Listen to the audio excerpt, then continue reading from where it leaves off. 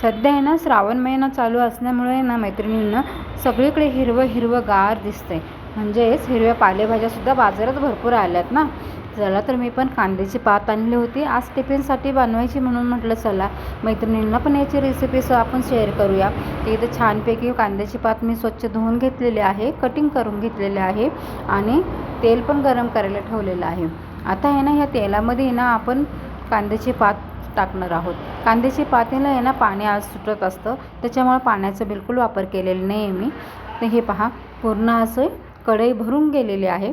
परंतु ऐका, हे ना अर्धच होणार आहे बरं का. किती पूर्ण भरली तरी अर्धीच भाजी होणार आहे. कारण आहे ना पाणी त्याचं निघत चाललं की भाजी कमी कमी होते.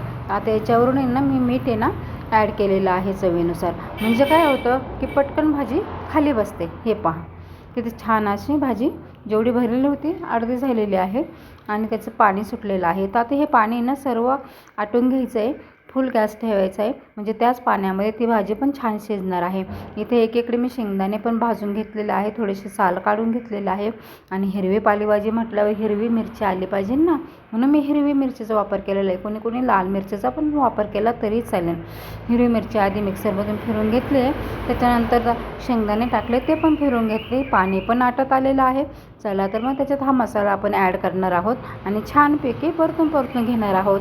पूर्ण सुक्की बनवायची आहे मैत्रिणींनो. जर तुम्हाला पातळ बनवायची असेल तर थोडंसं पाणी ॲड करून मिक्सरला आहे ना पाणी बारीक मसाला एकदम बारीक वाटून घ्यायचा, मग त्याची ग्रेव्ही टाईप ती भाजी छान सुंदर होते.